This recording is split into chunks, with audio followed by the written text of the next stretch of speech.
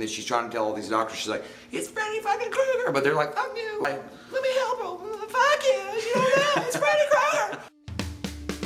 We watched a movie, yeah. We watched a movie. We watched it. We watched a movie, yeah. Welcome back to We Watch a Movie. This is our Halloween special. We're doing Nightmare on Elm Street 3 Dream Warriors. I'm trying to stay awake, guys. I don't know how much longer I can stay awake. I need Mr. Coffee and some fucking Quill. Dream Warriors. It kind of sounds like Dream Warriors sounds like a cartoon from the 80s. It really does. It felt that way because like the scene comes up and it's like Nightmare on Elm Street 3 and it was like Dream Warriors. Not only that, but the budget keeps doubling. This time the budget was $4.5 million. Well, of course it's going to keep doubling. I mean, did they do good with it? Let's find out. I don't know. Let's find out. What do you guys think? Your silence is deafening. Stop looking at me, Swan. Heather Langenkamp is back. Craig Wasson as the Doctor, Patricia Arquette, Lawrence Fishburne's in this movie. Actually, the script was written by Wes Craven. They got Wes Craven to come back on, not as a director. He didn't want to do that, but he wrote the script. There are only a few Elm Street kids left, and he's stalking the last of the Elm Street kids. Now, they don't really explain all of a sudden how Freddy's back, but he is. Nancy comes in, and she's a child psychologist now or something, and she understands, obviously, what they're going through, and then she's trying to tell all these doctors, she's like, it's Freddy fucking Krueger, but they're like, fuck you, like, let me help him, fuck you don't know, it's Freddy Krueger. That's what she's screaming constantly. She's really annoying in this. I gotta admit that Langenkamp is actually really annoying in this. These kids are trapped in a psychiatric ward. No adult believes them, pretty much like the first and the second one. And they're trying their best to fight the doctors to put them to sleep. And Nancy's the only one that believes them and is trying to help them get at Freddy, to kill him, to finally rid the world of Freddy Krueger. Nightmare on Elm Street 3 was the first time, the first instance that you really begin to see the commercialization and the mainstreaming of Freddy Krueger. They added a lot more humor in Freddy. He spoke a lot more than he's ever spoken in the other two films. And his makeup started changing. Like, it started becoming less and less grotesque like it was in the first and second one, and less in shadow like it was in the first one, and more like just plastic, like clean looking and just rubbery. I will give this movie one thing. It had a lot of ambition, and from the start, this movie kind of follows a line for me. It starts out, it's good, things are going good. They're really ambitious sequences, like when she grabs the sink handle and it comes out and cuts her. The dream sequence in the beginning I thought was really good, where she's carrying the girl and it turns to the skeleton. There's all the dead bodies hanging. I thought all that was really good, and some of the imagery was great. The snake scene, we both like that when he turns to the giant snake. Yeah, that was awesome. There's some good imagery going on. I really like the scenes, and I like what's going on in the mental institution. I like those kids. Yeah. I like the story that I love Kincaid. I love Kincaid School. And the minute Heather Langenkamp steps on screen, everything starts to go downhill. She comes on screen with her teeth and her freaking just annoyingness, and her acting. Mr. Ed. Yeah, her acting was debatable for me in the first one. I know a lot of people do like her. I didn't. But in this one, it's like she forgot anything she did know about acting. She's really annoying. It's just the worst line delivery I've ever seen in my life. And everything she said is bad to me and annoying. Her acting was terrible.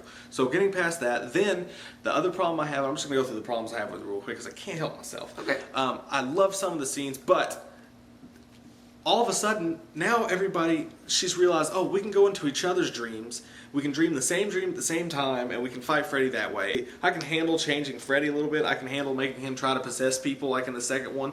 But when you're talking about this, that bothers me to no end. And then you got the special powers thing. The kid with the wizardry and the green lightning looks like Ghostbusters coming out. And just all that was just so dumb. And it sucks because it's got the coolest scenes in it. The kids in the middle ward, when he takes that guy's, that tenon scene was so awesome. Gross. And I actually like the actors, aside from Langenkamp in this, the kids at the mental institution, they all had decently written personalities. Yeah. But as soon as you got into the point where they're going into each other's dreams, and they all have these dream powers, you lost me. That's just dumb. Yeah, I gotta say, like, I didn't like the whole X-Men way it felt. Yeah. It's like all of a sudden we were watching fucking X-Men. I'm like, well, what would happen if Freddy Krueger fought X-Men? I don't give a fuck. I don't want to see that. And then there's a few plot holes in it that I got annoyed by, like near the end where Freddy where Nancy comes in and says to Lawrence Fishburne, she's like, let me see the kids. And he's like, no, I can't let you do that. And she's like, well, let me say goodbye. And she's like, okay, they're in the TV room. And then she goes in the TV room, and then all of a sudden she's able to sneak them past everybody and go straight into the meditation room or whatever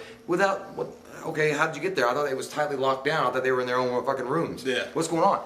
That kind of stuff got on my nerves. Because I get it that in your dreams, your subconscious kind of has control, and maybe you can grow or do whatever or change the situation just with your way of thinking. But their powers were stupid. Like the one girl, like, give me a break, come on. They're like, what's your secret power? She's like, I'm beautiful. And bad. It's like, okay, you got 2 tiny knives and you're bedazzled. And Yeah, that's your fucking I think that's power. funny though. When the walls were closing on, she had her knives go like this. I was like, what the fuck are you gonna do? Stab the wall? Yeah, I think it doesn't make and they're all sense. pointless. Even the wizard kid was like, shalakala. It's like, oh, okay, so now we get to see what happens when Harry Potter fights Freddy Krueger. And the only guy that made sense with their powers, honestly, was fucking for me was Kincaid. He was super strong, which I understand. Joey had the power of Banshee. He could and scream and get his voice back. I can understand because he was mute, but Well, one thing about him, real quick, the first scene, he had a teardrop tattoo. I didn't like he was understand that. gangster. I thought he And then killed it was somebody. Gone. Then it was gone. don't you get a teardrop where you kill somebody in Yeah. prison? I What the guess. fuck did you I do? guess that's what- It feels like they kind of wussified Freddy in a way. Yeah. Because Wes Craven came back on with the script. I think that if Wes Craven had just said, you know what, let's go back to the first one. What made him so scary was that you saw him in shadow. You saw he would talk, but not as much. Like you really did feel helpless, and you felt he was the dream fucking king. Like he could change what he wanted at will, and that's why he was so scary for. Yeah. You know, you could say, okay, well, I'm gonna dream of daisies and roses, and I'm gonna have like 87 supermodels around me, and he could fucking change them into 87 zombies. Yeah. Or something like that. He just had all this power that they took away from him. I just think they took too much away from Freddy. A woman was raped by a bunch of maniacs, and they found her with child, and that turned out to be Freddy Krueger. That was pretty cool. Bastard I like child of that 100. little bit of Yeah. writing right there. Yeah. The dad comes back in this one. Nancy's dad comes back, and he's broken down because of everything that's happened, and he's an alcoholic, and his patch doesn't say sheriff anymore. Security it says guard. security guard on it. And then where the movie finally drops out for me at its lowest point, almost its lowest point at least, they go back and they're like, oh, we know how to kill Freddy. You gotta lay his bones to rest. So they go to a fucking junkyard, to a caddy that's been sitting there for God knows how long, pop it open. So he's Freddy Krueger. He can't break out of a fucking Cadillac trunk that's been sitting there since 1948. You have such a good character in Nancy's dad, and he's a good actor, and they killed him off in the stupidest way, fighting the skeleton. That the scenes looked bad, it was shot bad, Yeah. and that whole thing was just a joke. And then that goes back to another plot point right there. And then when that's happening, when they're putting his bones to rest, Freddy's like in the dream world. He's like, "Excuse me." He didn't say it like that, but it's just like, "Excuse me," and he like disappears and invades the real world all of a sudden and takes control of his bones and starts beating ass. Joey gets his power and he finds his. He's like, "Joey, you found your power." It felt like really Wizard of Oz. Like that whole fucking thing. Felt like Buttercream gang. And he's like screams. And like they all break out of the window and they're like, "Yes, Freddy's dead." I was like, so they've done everything they possibly could do. They fucking whipped his ass up, throw him through fucking walls, and because this kid screams and all these mirrors break, he's dead. Yeah. Are you fucking kidding? I don't want fucking people to think that I'm hating on this too bad. Like there was some I love the humor element.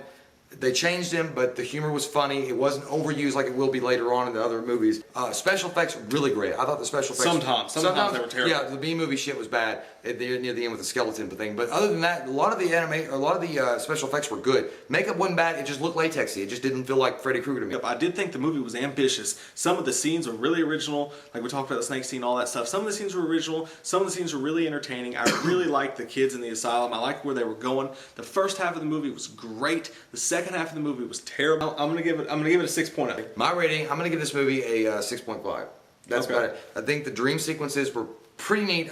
The dream stuff, the dream warrior elements to it, it just felt like a comic book to me. I don't hate it, I don't love it. I just think the X-Men stuff is stupid. I just don't like that too much. It's not bad, it's just not Freddy to me. It was a 6.0, and it sounds like we're bashing on it, but it's just that the first half of the movie, the way it was going, it could have been great, and they just really just tanked out. So 6.5 for me. What did you guys think about Dream Warriors? What do you give us your 1 to 10 rating on it, and let us know what you thought. Was it too much for you? This is a lot of people's favorite movie.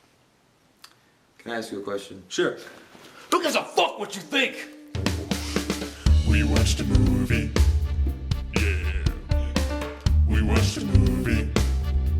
Don't touchy the skeleton. Is he looking at me? Yeah, he is. Is he looking at me? His eyes are bugged the Is he fuck looking out. at me?